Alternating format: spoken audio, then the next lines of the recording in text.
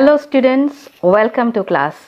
Today I'm going to discuss on a lesson called The Beginnings of a Miracle.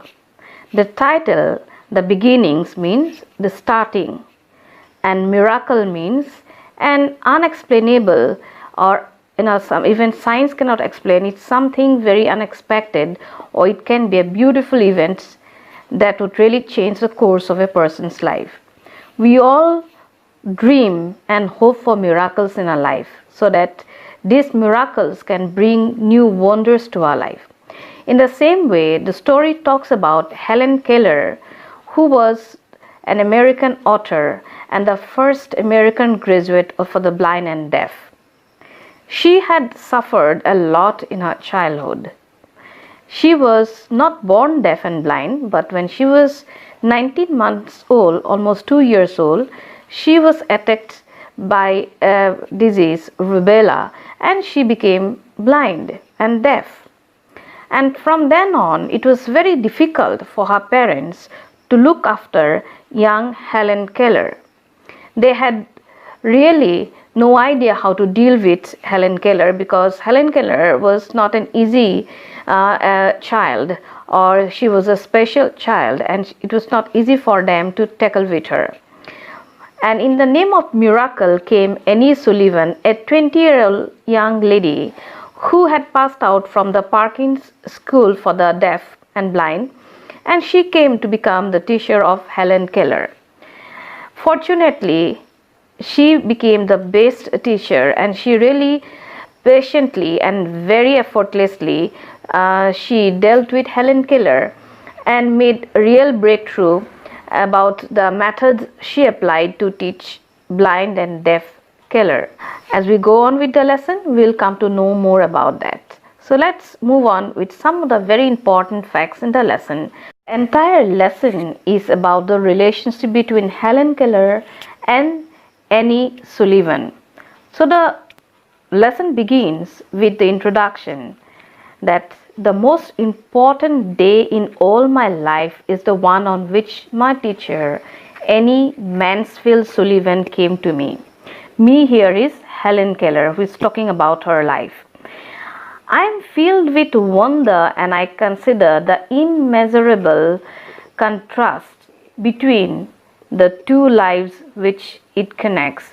So there is two lives there, the life of Annie Sullivan and Helen Keller, how they got connected, and both their lives are different, but again there is a lot of similarity between them. It was 3 months before I was 7 years old. On the afternoon of that eventful day, I stood on the porch, dumb, expectant.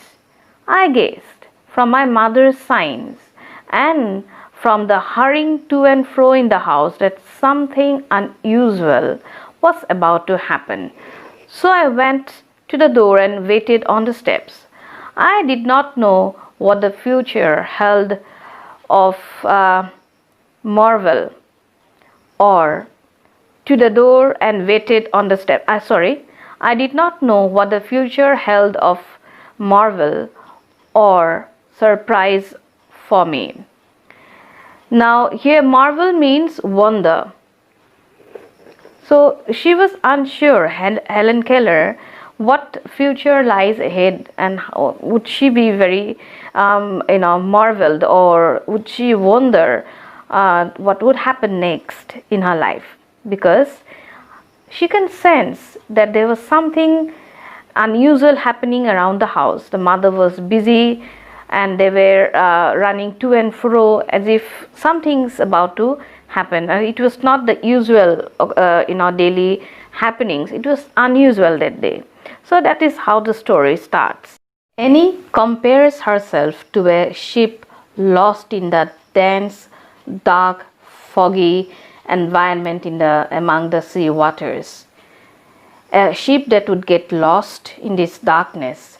She too was lost like that ship. She was waiting for a light in her life. We know Annie Sullivan, who was going to come. Maybe she would become the miraculous light that would bring a new life to Helen Keller. First lesson and encounter with Annie Sullivan was very interesting.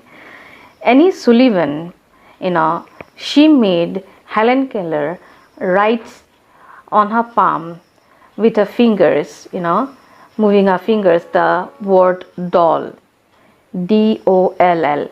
And Helen was so happy and proud about her new, lesson or her new achievement. She went to her mother and expressed her, a very pleasure that she had learned something. So that was the beginning. Difficult for a blind, little girl to understand the world around her because our world is filled with darkness. Annie Sullivan had a hard time trying to train little Helen Keller.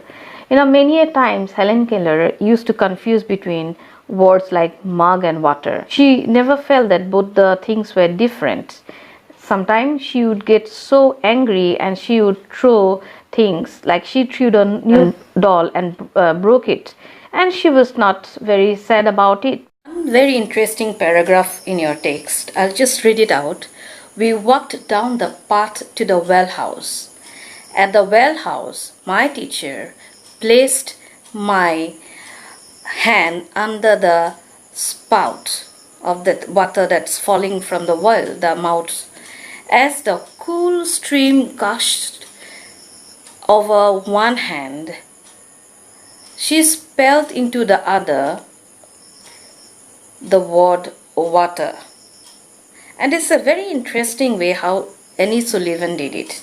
I stood still, my whole attention fixed upon the motions of her fingers. In one hand, the gushing water that fell out of the well, mouth of the well, she could feel the water, the cool stream of water, and on the other hand, Annie Sullivan spelled the word water, WATER, spelled all the letters, with her fingers. And that's when little, Helen learned that and felt what is water. And after that, she experienced something very beautiful. There was something miracle that happened. She suddenly realized that everything she touched and felt had a name, and it as if was given life to it. So try to read those two paragraphs. You'll come to know what effect and how Annie Sullivan tried to put sense and understanding into a blind and deaf Helen Keller. Annie Sullivan knew that Helen Keller was a very difficult child, and with our parents around, it would be very, very difficult for her to train her. So it was very important that she was separated from her parents so that she would learn and she would try to behave. Because Helen before that was extremely impossible to be taught, and she was not at all ready to learn. Annie Sullivan had a very hard time, to discipline her. And Helen Keller was so stubborn because she was indulged by her parents. And her parents were so overindulgent that it was difficult for Annie Sullivan to manage with her way of, tackling with Helen Keller. However, you can see that Annie did not give up. I thought I would keep trying to discipline her. When Helen came upstairs for her lesson, I arranged the objects on the table as usual, except the cake, which I always give her in bits as a reward. So there was a reward and punishment method she applied here. When Helen tried to be a nice student, she would give her a bit of cake that she used to place there. And if she would spell a word correctly and quickly, and also she would be awarded that. I showed her the napkin and pinned it around her neck, then tore it off and threw it on the floor. That's what Helen used to do before.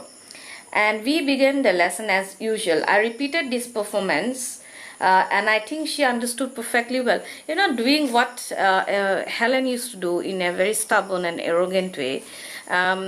Even not only teach her how to learn words, but Annie also taught her the real qualities and behavior of a girl.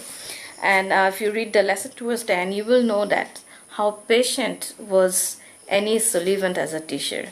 So it was a great salute to her. She was indeed an unsung hero who created Helen Keller. So the heroic deed, the force behind Helen Keller was Annie Sullivan. So read the story, it's very interesting, and try to understand the central idea of the story. Here you are going through only two characters, Annie Sullivan and Helen Keller, and including her parents. But most importantly, is the central idea of the story is about how patience and tolerance can really pave way. You should not give up. Even the darkest hour can become the brightest hour in one's life. Thank you.